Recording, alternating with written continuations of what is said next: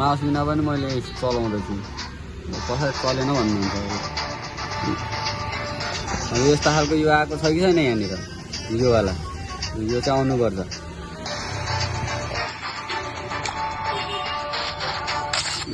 त्यसले गर्यो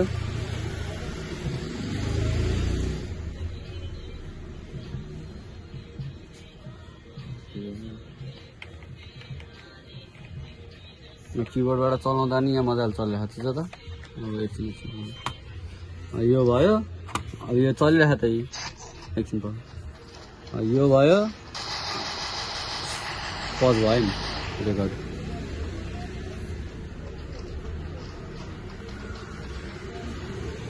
अब यहाँ सेटिङमा जाने सुरुमा त्यो कन्ट्रोलरमा जाने त्यसो यहाँनिर कस्टमाइज गर्ने कहाँनिर यसको कता हो यो अब आफूले खेलिन्न यो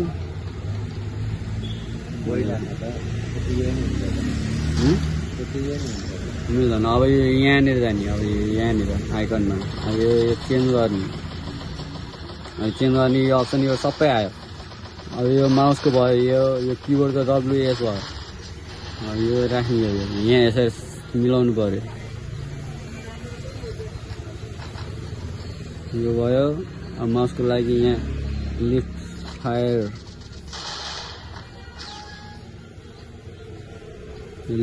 भयो यहाँ ल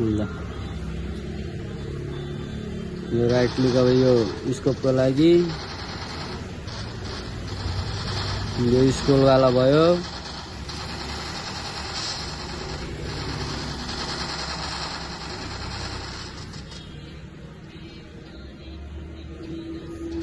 नभए यसलाई 1 2 3 राख्दा नि हुन्छ चेन्ज गर्नलाई 1 भयो 2 भयो 3 भयो यो टार्गेट भयो एम को लागि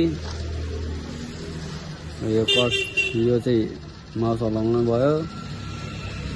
यो राख्नु पर्यो यहाँ बिचमा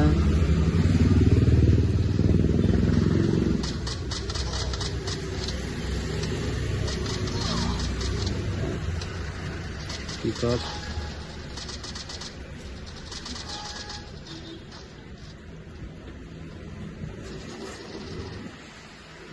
सेभ गर्ने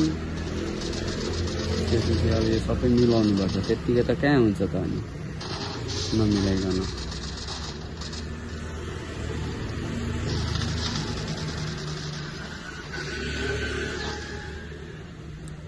कन्ट्रोल लेफ्ट शिफ्ट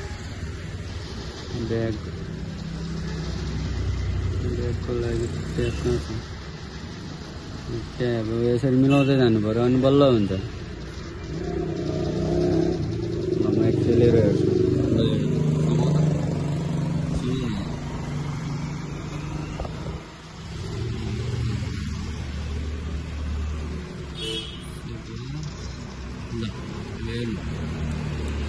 ल